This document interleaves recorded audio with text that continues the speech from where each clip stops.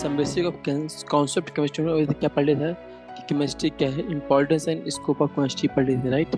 फिर हम लोगों ने पढ़ा था कि मैटर क्या है, राइट। फिर मैटर के फेज देख रहे थे कि solid, liquid and gas, right. फिर उसके हम पढ़े थे।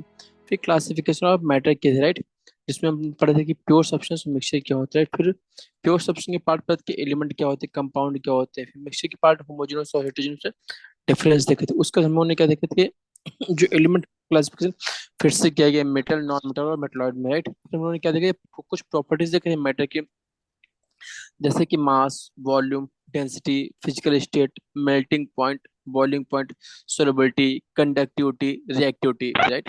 क्या देखा था डिफिनेशन, जो एसआई के बेस यूनिट होते हैं, जैसे कि उनके क्या सेवन, सात हमारे फंडामेंटल यूनिट्स होते हैं, राइट। और सेवन फंडामेंटल यूनिट्स जो होते हैं, उनके यूनिट क्या है, metre, kilogram, second, ampere, kelvin, mole और कैंडल, राइट। तो इसकी हम लोगों ने बेसिक जो डिफिनेशन होती है यूनिट की, वो हम लोग देख रहे हैं, राइट। फिर हम लोग क्या पढ़ेंगे आज, हम लोग पढ़ेंगे लॉ ऑफ केमिकल कॉम्बिनेशन पढ़ेंगे, राइट। तो लॉ ऑफ केमिकल कॉम्बिनेशन सबसे पहला रूल आता है, वो आता है law of conservation of mass. क्या आता है?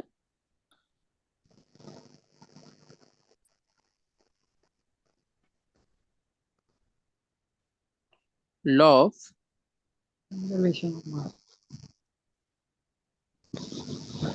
Conservation mass. Law of conservation of mass क्या कहता है, ठीक है, कि मान लो कोई केमिकल रिएक्शन हो रही है, राइट। उसमें जो मास ऑफ रिएक्टेंट जो कंज्यूम होता है, और जो mass of the product form होता है, वो सेम होता है, ठीक। इक्वल। हाँ, इक्वल होता है, मतलब क्या हो कि मास जो है कंजर्व हो, राइट। क्या कहता है कि इन अ केमिकल रिएक्शन, क्या इन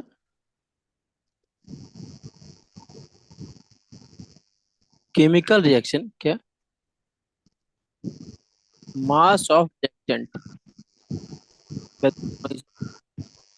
मास ऑफ रिएक्टेंट जो कंज्यूम हो रहा है, राइट,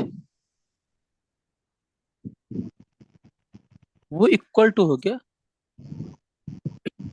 टू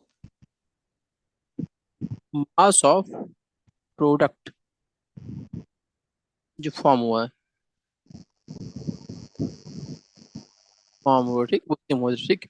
मतलब क्या हुआ कि मास, इट मीन इसका मतलब क्या हुआ,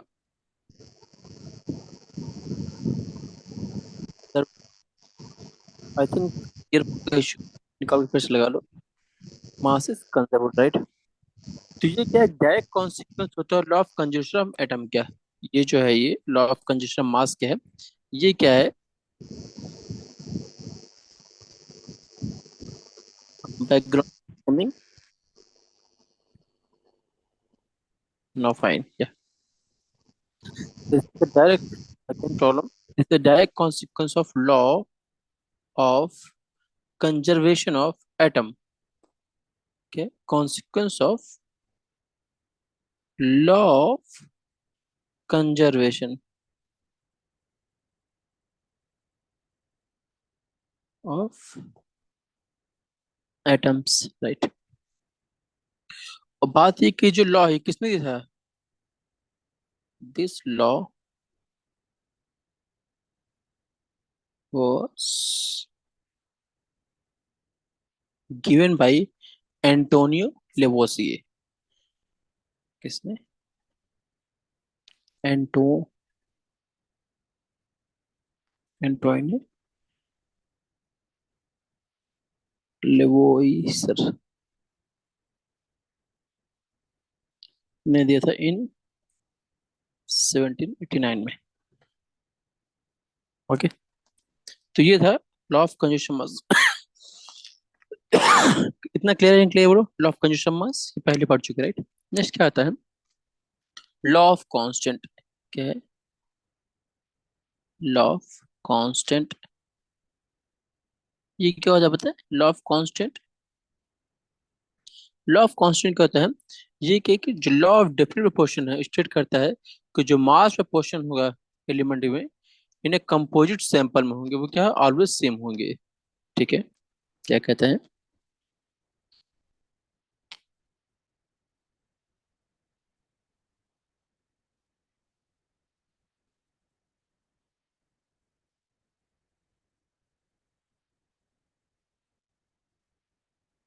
law of different proportion states that क्या the mass proportion of the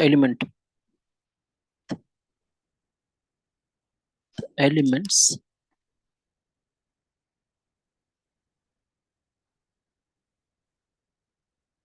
in a composite sample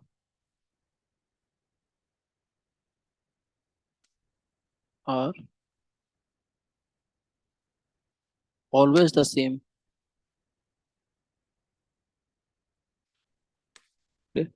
और लॉ ऑफ कॉन्स्टेंट किसने दिया था पता है? गिवन बाय एक फ्रेंच केमिस्ट थे जिनका नाम था जोसेफ प्रोस्ट। क्या है? Joseph प्रोस्ट।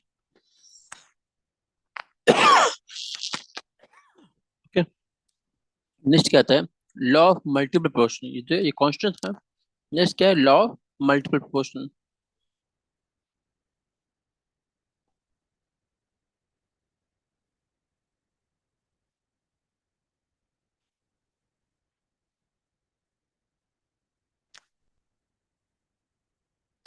Law of multiple proportion क्या कहता है?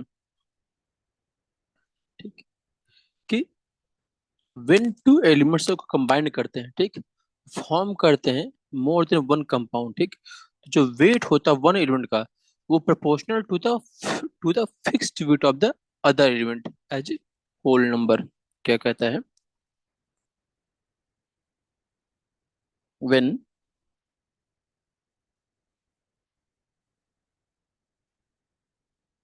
To elements are combined to form more than one compound,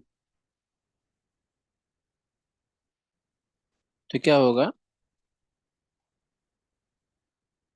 the weight of one element the weight of one element is proportional to the fixed weight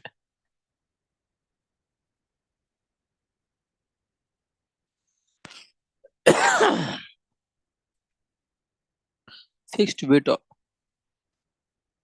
of the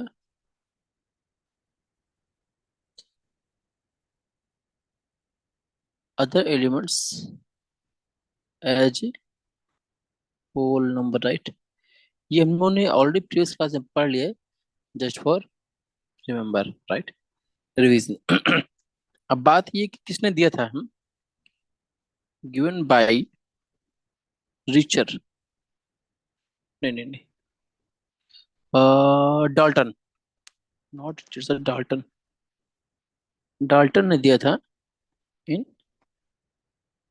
1803 में।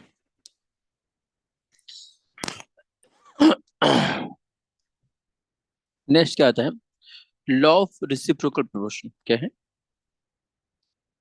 Law of reciprocal proportions. ये law क्या कहता है? ठीक, ये law कहता है कि मान लो इफ टू डिफरेंट एलिमेंट को कंबाइन करें और फिक्स्ड मास जो होगा थर्ड एलिमेंट का क्या है कि अगर मान लो कि टू डिफरेंट एलिमेंट को कंबाइन करें किसके साथ? एक fixed mass of the third element के साथ, ठीक, तो उनका जो कंबाइंड मास रेशियो होगा वो सेम होगा, या फिर कह सकते हो कि वो simple multiple of the combined mass के होगा।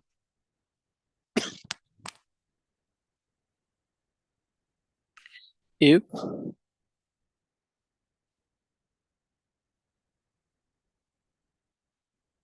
To different element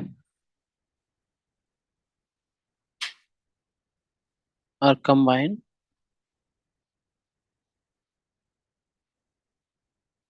combined with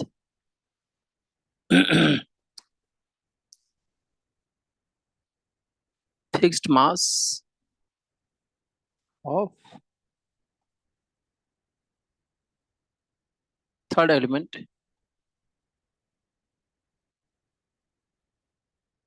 then their combined mass ratio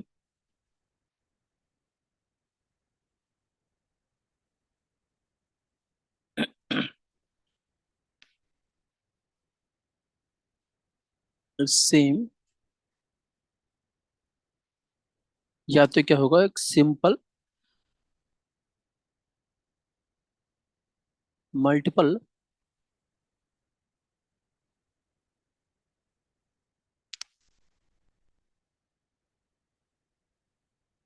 their combined mass.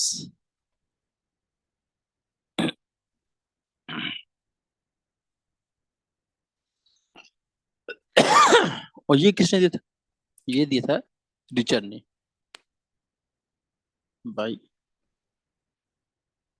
Richard ने दिया था 1792।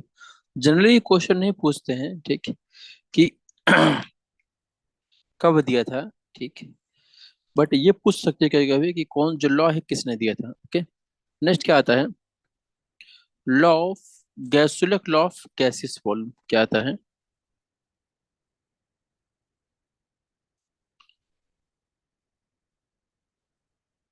गैलू sac law of gaseous volume.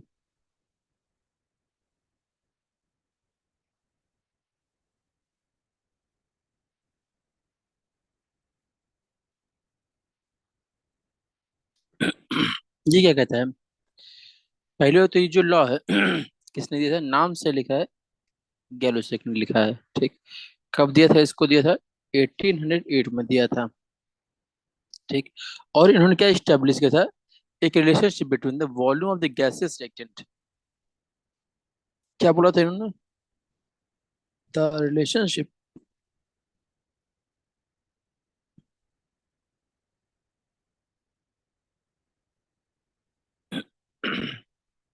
the relationship between the volume between the volume of a gaseous reactant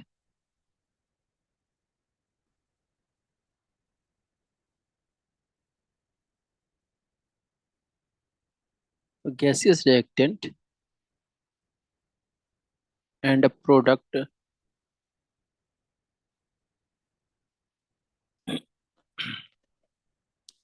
can be represented by a simple whole number।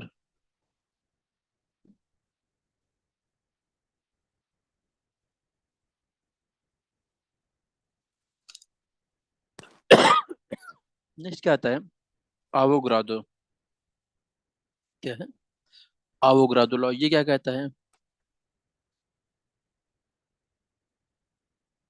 Avogadro law.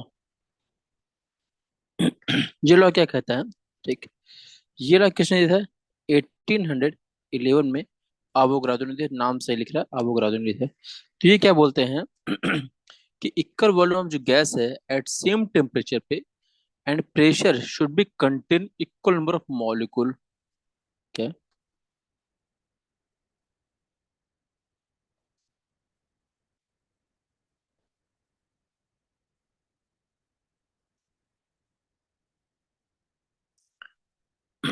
Equal volume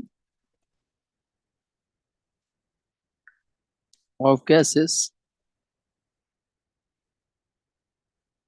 at the same temperature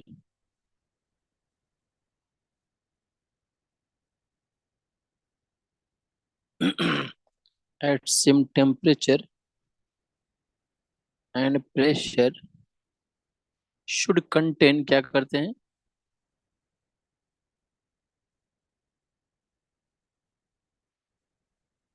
should contain equal number of molecule. Equal number of molecules, right. ये हम लोग जो भी theorem पढ़ रहे हैं, ठीक, इस ऑलरेडी पिछले प्रीवियस क्लास में पढ़ चुके हैं, क्लास 9th में या फिर 10th में, है कि नहीं? Just for revision purpose. Next क्या आता है? Dalton atomic theory. हाँ, सबसे बड़ा चीज क्या है?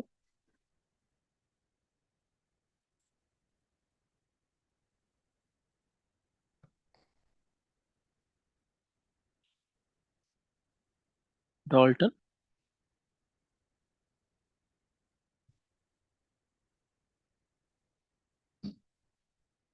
Atomic theory. Dalton atomic theory क्या कहती है? सबसे पहले तो समझ लो कि किसने दिए थे। इन्होंने दिए थे, जॉन डाल्टन ने दिया था, ठीक। कब दिया था? 1808 में। तो होता है क्या, ये जॉन डाल्टन ने 1808 में पब्लिश किया था एक new system of chemical philosophy, ठीक, जिसमें उन्होंने क्या प्रपोज किया था? Atomic theory of matter. क्या प्रपोज किए थे?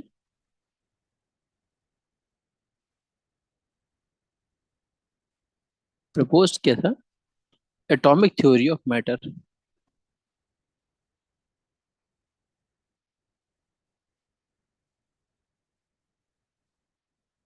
एटॉमिक थ्योरी ऑफ मैटर, ठीक।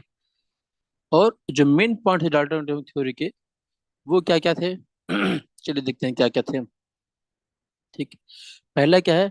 Matter is made of externally extremely small और इंडिविजुअल पार्टिकल, जिन्हें क्या कहते हैं? एटम, ठीक। तो पहला पॉइंट क्या है? Matter is made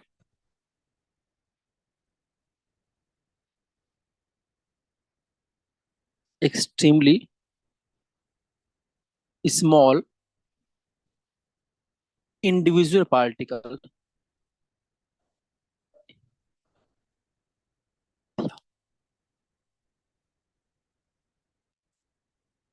individual particle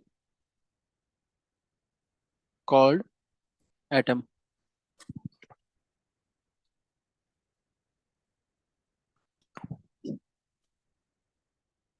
clear है?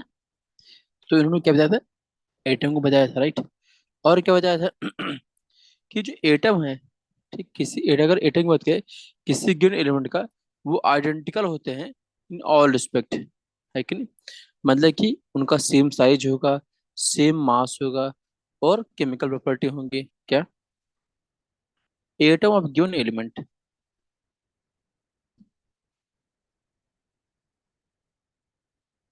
एटम ऑफ गिवन एलिमेंट वो क्या होते हैं? आर आइडेंटिकल होते हैं। Identical in all respect.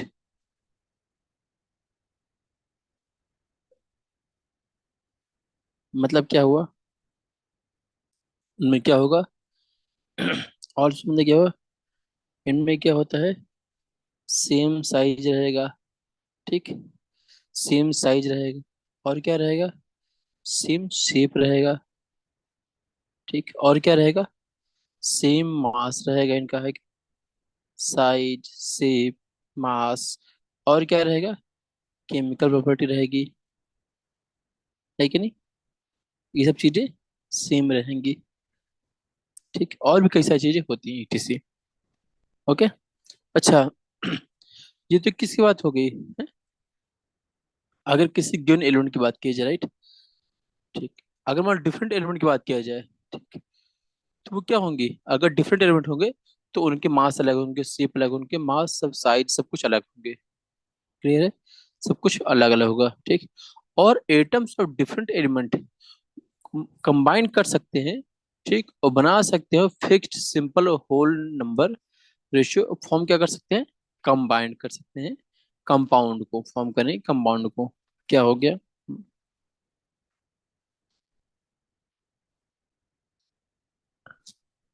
Atoms of different element element में कंबाइन may combine ठीक and form compound ठीक। और जो कंपाउंड बनता है ठीक उनमें क्या होगा, एक फिक्स रेशियो रहेगा, है कि नहीं? क्या रहेगा? एक फिक्स्ड रेशियो में रहेगा वो कंपाउंड, फिक्स रेशियो हो रहेगा, है कि नहीं? फिक्स रेशियो में। और कैसा रहेगा? सिंपल और होल रहेगा, सिंपल रहेगा और होल नंबर रेशियो में रहेगा। कैसा? होल नंबर रेशियो में रहेगा। क्लियर? ये कहा था डाल्टन के एटॉमिक थ्योरी ने कहा था। और क्या कहा था कि atoms can be neither created not destroyed in a chemical reaction. Clear? क्या?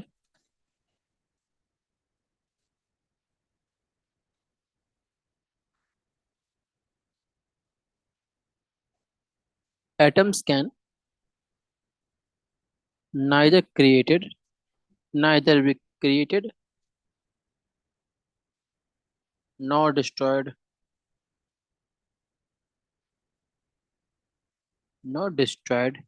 in a chemical reaction.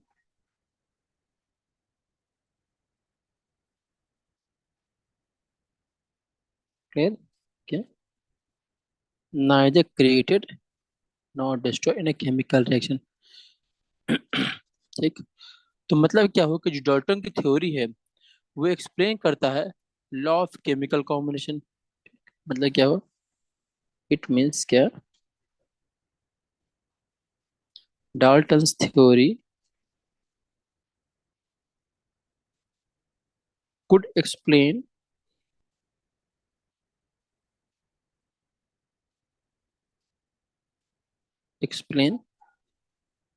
the laws of chemical combination.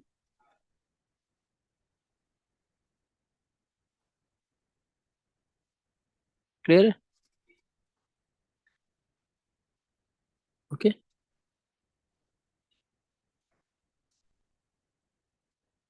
अच्छा क्योर ठीक। कई बार क्वेश्चन आता है कि right posters of the Dalton atomic theory, right? तो ये जो क्वेश्चन है बहुत इंपॉर्टेंट है, जितने पॉइंट मेंशन के ऊपर ना ठीक, अगर उतना लिख के आएंगे ना तो वो तो पूरा नंबर मिल जाएंगे आपको। ओके। ये चार पांच पॉइंट मेंशन है, इतने में मिल जाएंगे। ओके। नेक्स्ट क्या आता है? Atomic mass and molecular mass. ये क्या देखते हैं क्या होता है हम? Atomic mass. एटॉमिक मास क्या है?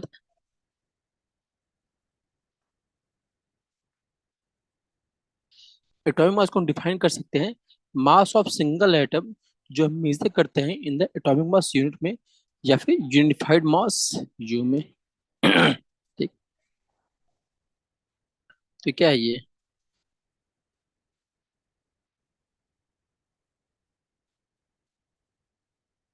Atomic mass can be defined as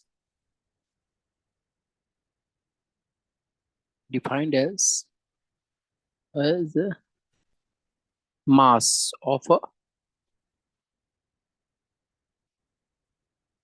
of single atom which is measured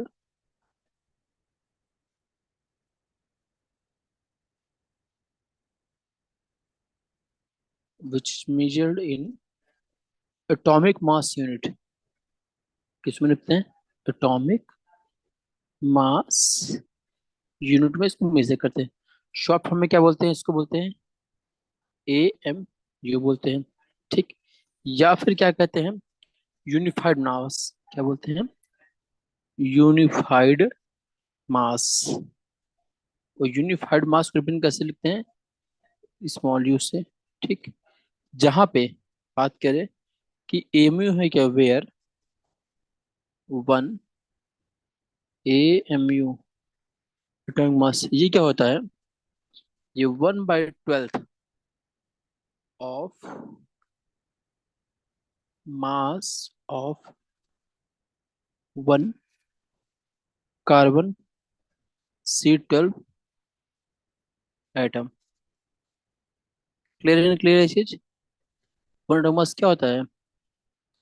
ये मास होता है किसका? 1/12 mass of the one carbon Seattle atom का। क्लियर है? तो ये क्या होता है? Atomic mass. एटॉमिक मास के बाद क्या होता है? Molecular mass. देखते हैं मॉलिक्यूलर मास क्या होता है।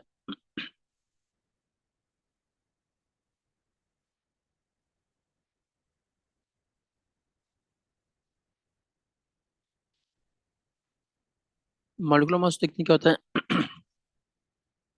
तो मॉलिक्यूलर मास क्या होता है? Sum of atomic masses of the element. ये क्या है? Sum of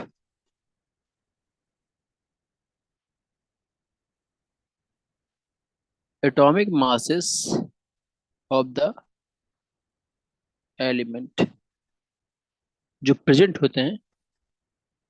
element presents in a molecule में। क्लियर? और इसको हम ऑप्टेन कर सकते करते हैं। Obtain by multiplying the atomic mass of each element by the number of its atoms और एडिंग देम टुगेदर। ठीक। जैसे मान लो, अच्छा एक चीज़ और, इसको एक्सप्रेस किस में करते हैं? ठीक। इसको एक्सप्रेस करते हैं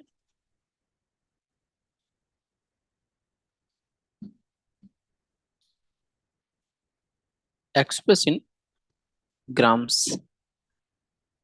किसमें? ग्राम्स। ठीक। Is known as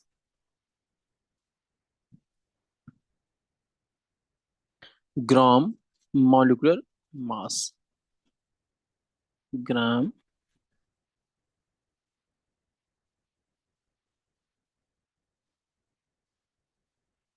molecular mass. Clear? जैसे मान लीजिए कहा जाए, क्या कहा जाए? ठीक। कि मॉलिक्यूलर मास ऑफ मेथेन निकालना है। क्या निकालना है? Molecular mass of methane. क्या हो जाएगा? अच्छा, किसी मास उसके ऊपर फॉर्मूला पूछना चाहिए। तो मीथेन का फॉर्मूला क्या होता है? CH4 होता है। क्या होता है? CH4। ठीक है। तो इसमें हम सी निकालने के लिए क्या चाहिए? हमें सभी को पता होना चाहिए। किसके पता होना चाहिए? सी का पता होना चाहिए, एच का पता होना चाहिए, है कि नहीं? चलिए देखते हैं। तो और क्या हो जाएगा? ये हो जाएगा, एक्चुअल में होता है 12.011 यू। यू क्या होता है? ऊपर थोड़े पहले बताए थे। यूनिफाइड। Atomic mass unit. नहीं, यू मतलब यूनिफाइड मास, राइट? और प्लस सी का 1 हो गया, प्लस 4 1 पॉइंट, अच्छा कितना होता है? 1.008 यूनिफाइड मास। ठीक। और उसको अगर ऐड कर लेंगे तो कितना हो जाएगा? 16.043 यू। क्लियर है? ये क्या है? मॉलिक्यूलर मास ऑफ मेथन हो गया है। ठीक। लेकिन बट जनरली होता है क्या है? ठीक, कि लोगों को जैसे सी फुक निकालना है, एग्जैक्ट नहीं होता। लोगों को पता है, सी का पता है, सी का 1 एटम है, और सी का कितना होता है? कार्बन का 12 होता है। 4H है तो H का 1 होता है, राइट? तो सिंपली 12.01 की जगह क्या लिख देते हैं? 12 लिख देते हैं। और 1.00 क्या मान लेते हैं? 1 मान लेते हैं। तो कितना हो जाएगा? 12+4 = 16। बोलो आया कि नहीं आया? क्लियर है? एग्जैक्ट अगर बात की जाए तो ये होता है, राइट? अब हम लोग क्लास बड़े क्लास में गए, 11th क्लास में गए, राइट? तो हम लोग को और प्रिसीजन लिखना पड़ेगा, 16.043 यूनिफाइड मास। क्लियर? ये तो होगी मॉलिक्यूलर मास। नेक्स्ट देखते हैं क्या आता है। मोल। मोल क्या होता है देखते हैं। क्या है? The mole. तो ये क्या है? 1 मोल क्या होता है? कि अमाउंट ऑफ सब्सटेंस होता है जो कंटेन करता है एज मैनी एज एंटिटीज, जो नंबर ऑफ एटम में एग्जैक्टली कितने होते हैं? 12 ग्राम ऑफ कार्बन 12 के होते हैं। क्या होता है देखते हैं।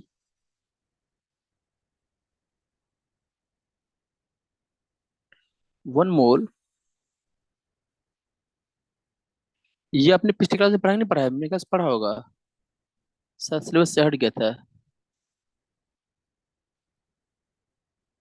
is the amount of substance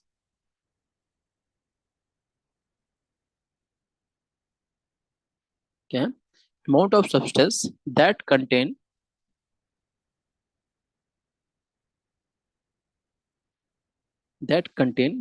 as many as entities as number of atom in exactly कितने होते हैं 12.00 ग्राम ऑफ C12 ओके तो अगर बात की जाए तो क्या समझ सकते हैं ठीक है जो नंबर ऑफ कार्बन एटम होते हैं क्या नंबर ऑफ कार्बन एटम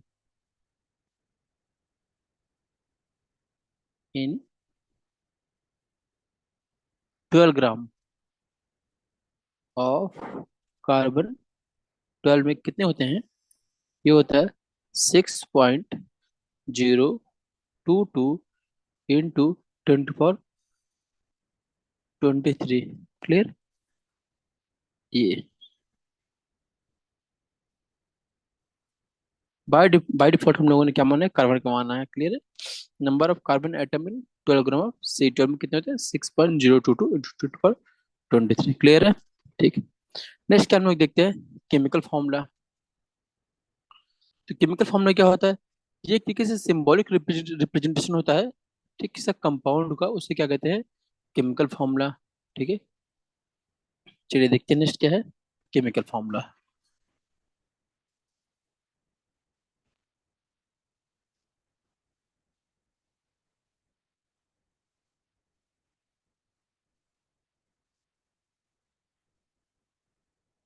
क्या है केमिकल फॉर्मूला ये क्या होता है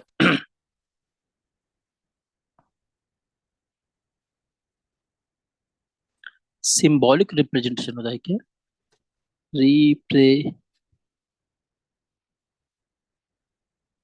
रिप्रेजेंटेशन ऑफ कंपाउंड ठीक को क्या कहते हैं केमिकल फॉर्मूला कहते हैं ठीक और ये कितने टाइप के दो टाइप के होते हैं एक होता है एम्पेरिकल फॉर्मूला एक होता है मॉलिक्यूलर फॉर्मूला कौन सा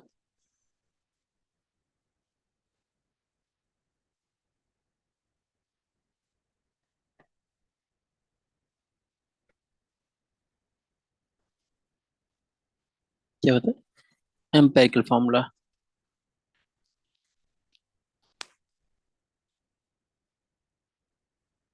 एम्पेरिकल फॉर्मूला और दूसरे क्या होता है molecular formula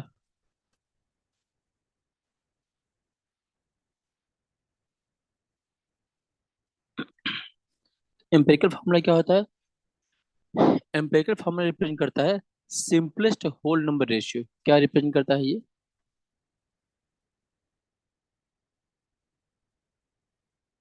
represent simplest whole number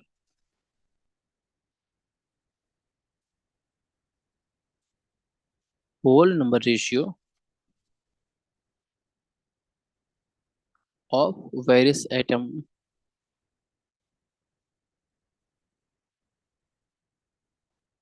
present in a compound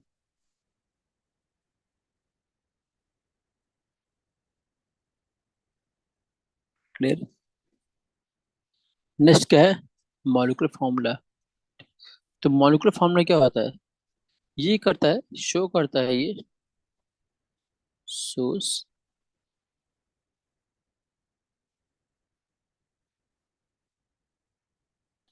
exact number of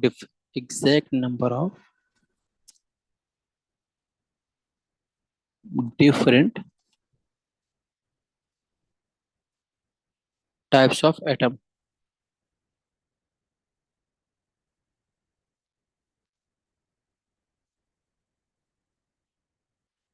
present in a molecule, present in a molecule of a compound.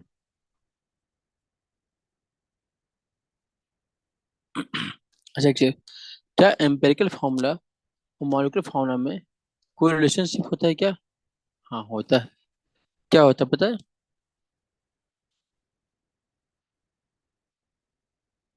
हम्म,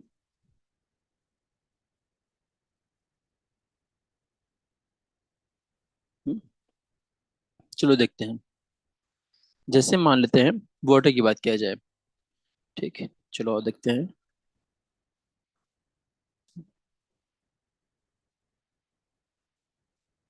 ठीक, इससे बात करते हैं, वाटर की बात करते हैं।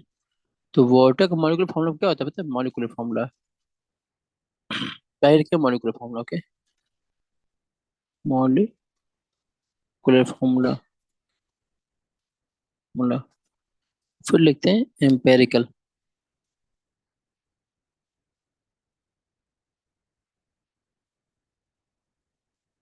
तो वाटर का क्या होता है मॉलिक्यूलर फार्मूला?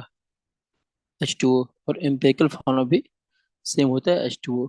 अगर बात करते हैं ग्लूकोज की, क्या ग्लूकोज की, तो ग्लूकोज का फार्मूला क्या होता है मॉलिक्यूलर फार्मूला? C6H12O6। ठीक। और एम्पिरिकल फार्मूला की बात करेंगे, CH2O। मतलब सिर्फ ये क्या बताता है कि किस रेशियो में रहेंगे वो बताएगा, एम्पिरिकल फार्मूला बताएगा। ठीक। जैसे मान लो बात करते हैं हम किसके बात करते हैं, ब्यूटेन की बात करते हैं। क्या बात करते हैं? ब्यूटेन।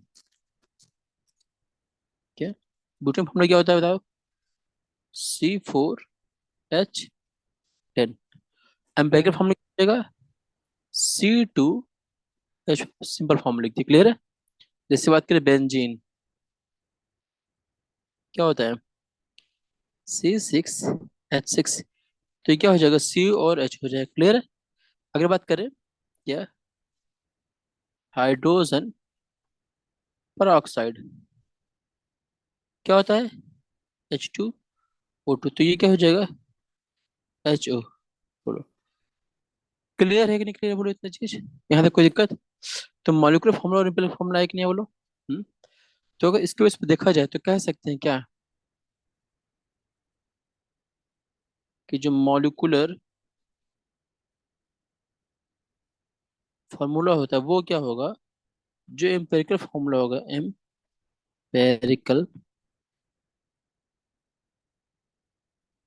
फार्मूला में अगर हम किसी नंबर से मल्टीप्लाई कर दें तो क्या आ जाएगा? मॉलिक्यूलर फार्मूला आ जाएगा। बोलो, क्लियर है कि नहीं क्लियर चीज? हम्म, राइट। मतलब कि हम लोग को मोस्ट ऑफ क्या याद करना है? मॉलिक्यूलर फार्मूला याद करना है, क्लियर? यहाँ तो कोई दिक्कत? Hmm, okay. No sir. Next क्या आता है? Measurement of concentration. क्या आता है? मेजरमेंट ऑफ कंसंट्रेशन, देखते हैं क्या होता है।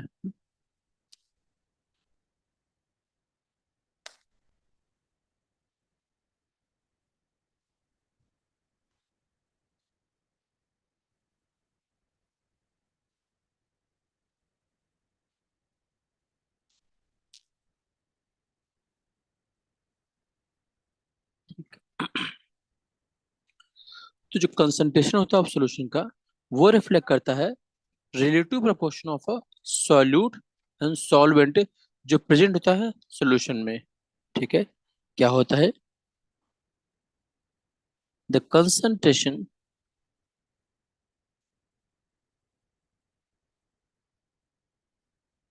The concentration of a solution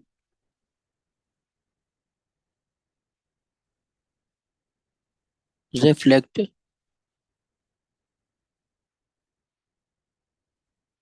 the relative, reflect the relative proportion, relative proportion of solute and solvent जो प्रेजेंट होता है इन द सॉल्यूशन, उससे क्या कहते हैं, कंसंट्रेशन। अच्छा, वेरियस कंसंट्रेशन टर्म्स हैं, कुछ कंसंट्रेशन से टर्म्स में, ठीक, क्या के टर्म्स हैं? पहला आता है वेट परसेंटेज। क्या आता है? वेट, क्या है? Wait percent.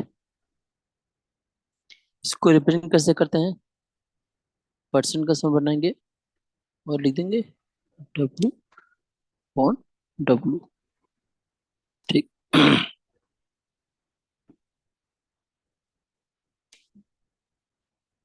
ये क्या है? Wait percent. ये देखते हैं क्या होता है। ये क्या होता है? वेट ऑफ सॉल्यूट अपॉन में वेट ऑफ सॉल्यूशन। क्या होता है? Weight of solute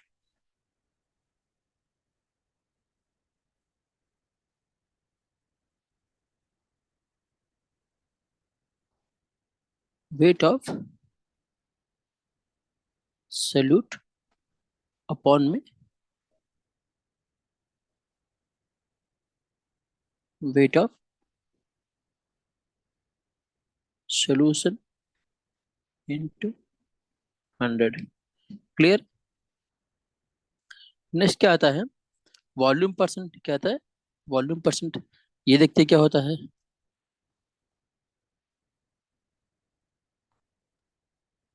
Volume of solute on volume of solution into 100.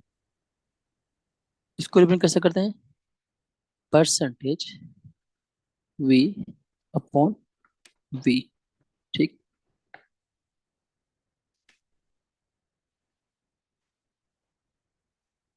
ये क्या होता है?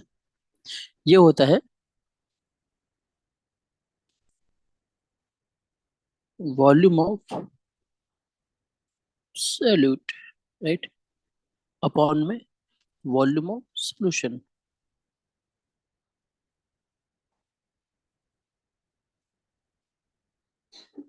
Solution into 100। क्लियर है? नेक्स्ट क्या आता है? Molality.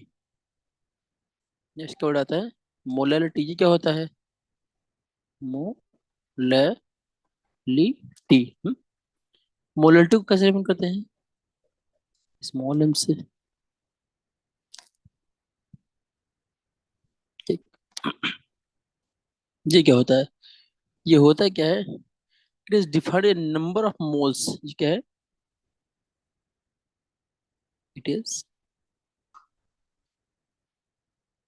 Defined as number of moles of solute, ठीक,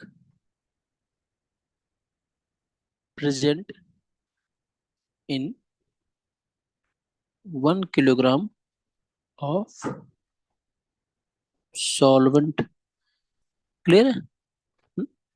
ये क्या होता है? मोलैलिटी क्या है? Number of moles. क्या कह रहा है? नंबर ऑफ मोल्स जो किसके, सोल्यूट के, जो प्रेजेंट किसमें हो, 1 किलोग्राम सॉल्वेंट के। क्लियर है? मतलब क्या हुआ? नंबर ऑफ मोल्स, मतलब अगर समझा जाए, ठीक, तो मोलैलिटी क्या हो जाएगा? ये हो जाएगा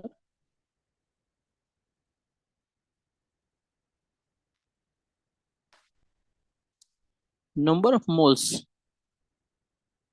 नंबर ऑफ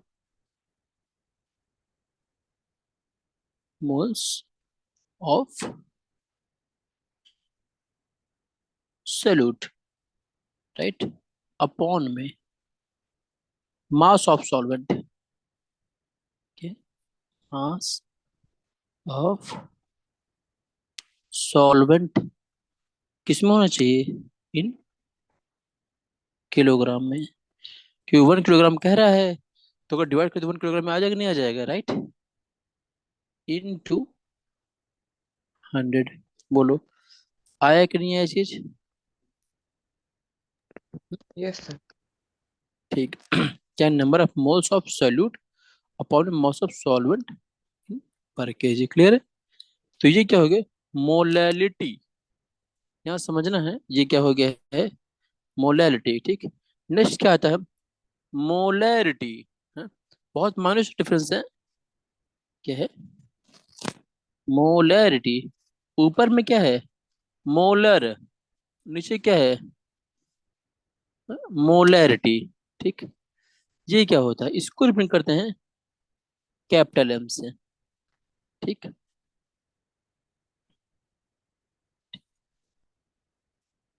ये क्या होता है, इसको डिफाइन कैसे करते हैं, ये क्या नंबर ऑफ मोल्स है, number of moles of solute जो प्रेजेंट होता है 1 लीटर ऑफ सोल्यूशन। क्या है, it is defined as number of moles of solute present in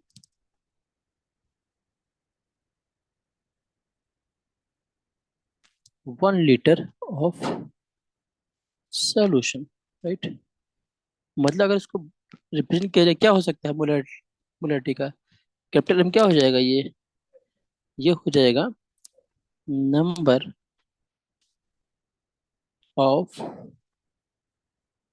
moles of solute, right, upon में वॉल्यूम ऑफ सोल्यूशन। क्या हो जाएगा, वॉल्यूम ऑफ